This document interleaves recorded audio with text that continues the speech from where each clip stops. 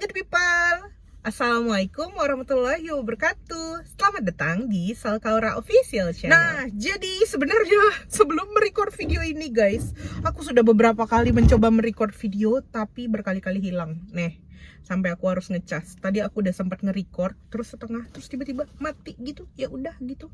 Tapi karena aku merasa video ini sangat penting bagi kaum generasi muda dengan rentang umur 18 sampai 30 tahun, jadi aku putuskan aku harus tetap buat video ini supaya semuanya bisa menerima informasi yang sangat penting ini.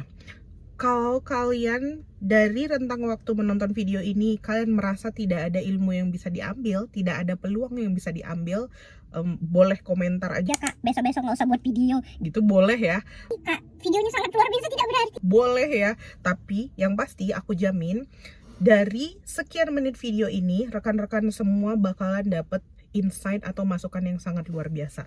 Jadi kenapa aku ambil kamera dan aku merasa aku harus ngomong ke rekan-rekan semua, ke teman-teman semua, ke subscribers di YouTube channel aku, karena aku merasa ini hal yang penting. Yang pertama, sebenarnya dari awal Januari kemarin, Januari 2025, aku tuh lagi ngurus visa untuk ke Australia, namanya Working Holiday Visa.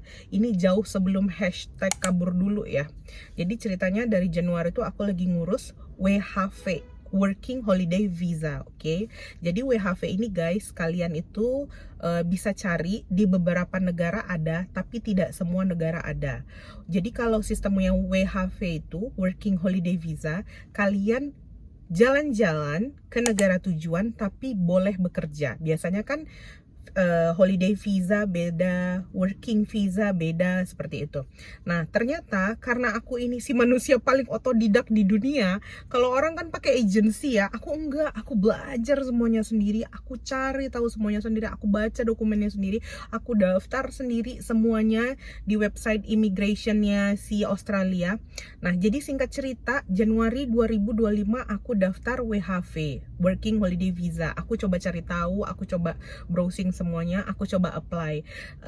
Ada beberapa ribu dolar yang dibutuhkan di rekening selama 3 bulan.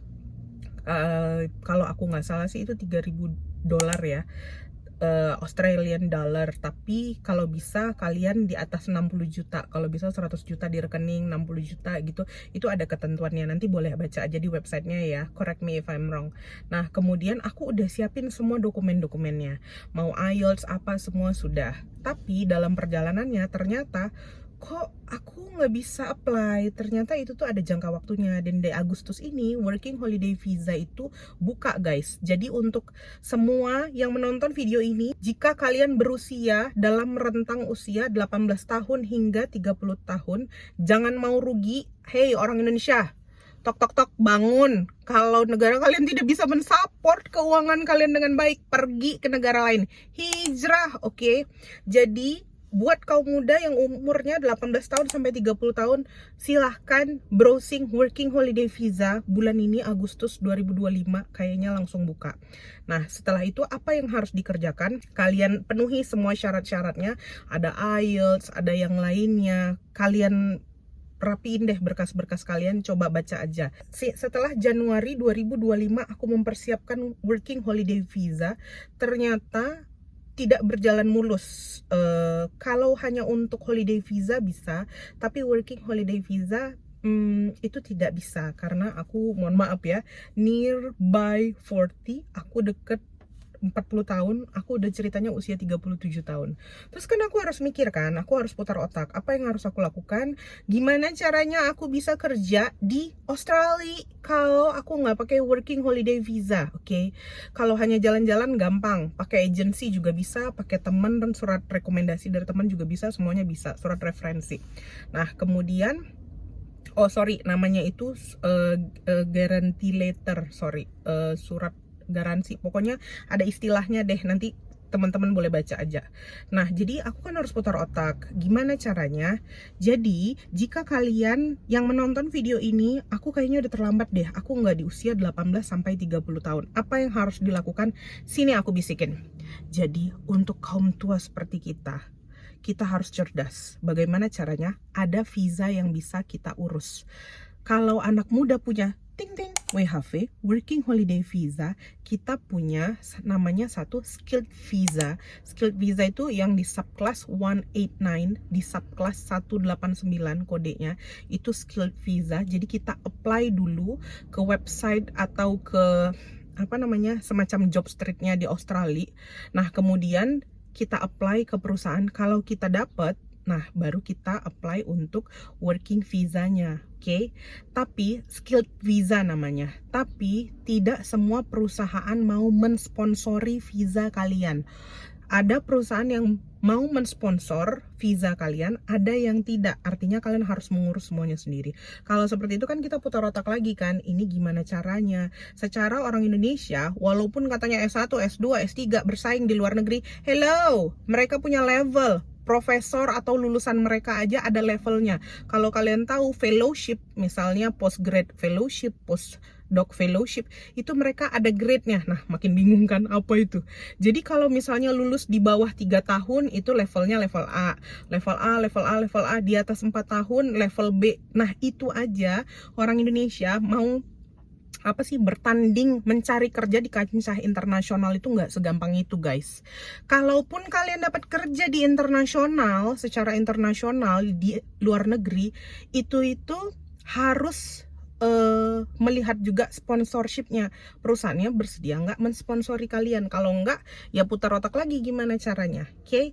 Jadi untuk umur yang tua itu bisa lewat skilled visa, itu bisa yang subclass 189, oke? Kemudian yang kedua, kalau misalnya Saya nggak bisa kerja, saya nggak bisa bersaing di dunia internasional, terus ngapain? spouse visa. Ayo, apa coba? Visa pasangan. Artinya cari pasangan Anda yang memang warga negara Australia. Ini mohon maaf ya, aku bukan rasis, tapi kalau di Australia itu ada indigenous fellowship. Itu banyak. Indigenous itu artinya pribumi. Jadi pemerintah mereka itu sangat menghargai masyarakat pribuminya. Mereka banyak memberikan semacam fellowship, itu beasiswa, scholarship seperti itu. Nah, jadi kalau kalian misalnya punya kenalannya orang Australia yang kalian tahu itu udah pacaran lama atau jodohnya, kalian merasa yakin kalian mau menikah, kalian bisa spouse visa. Terus pertanyaan berikutnya, banyak tuh aku baca di kolom-kolom netizen.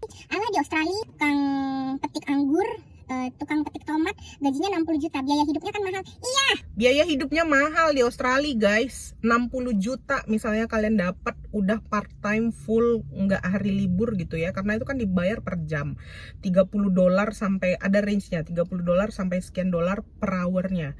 Dah, oke lah kalian bisa kumpulin 60 juta per bulan. Oke lah ada netizen yang bilang kan biaya hidupnya mahal.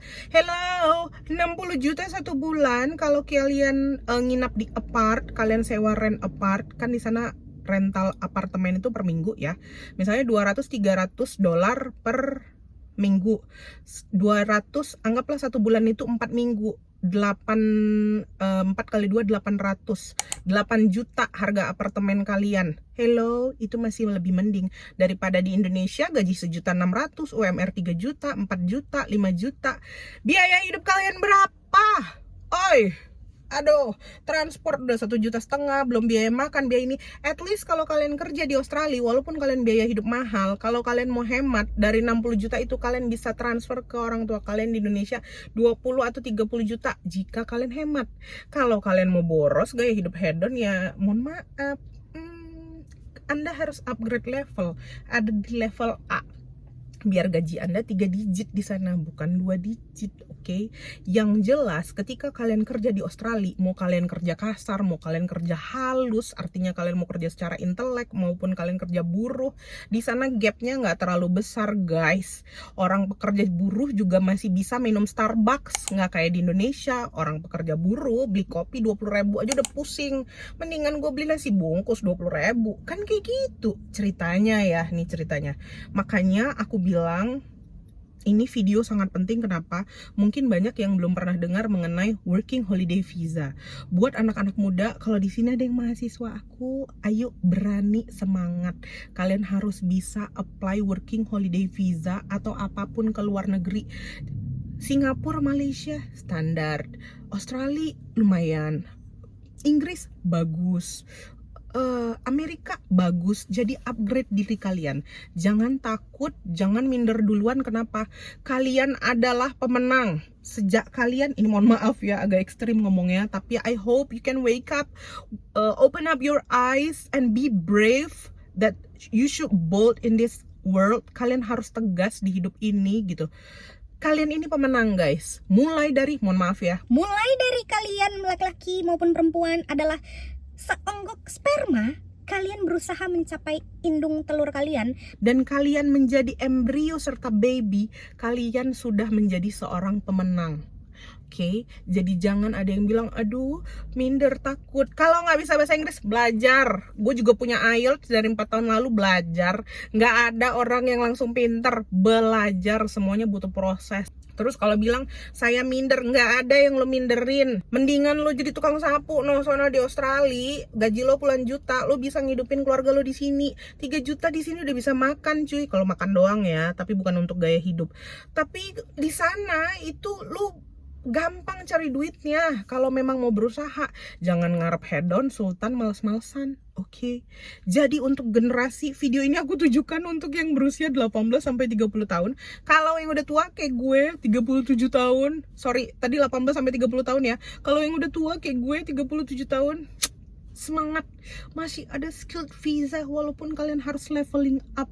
Masih ada buat yang nggak bisa kerja, spouse visa, visa merit, kalian cari itu bule-bule kalau kalian mau. Oke, segitu aja video kali ini. Aku udah ditelepon, sampai ketemu di video berikutnya. Assalamualaikum, see ya, semoga bermanfaat. Bye.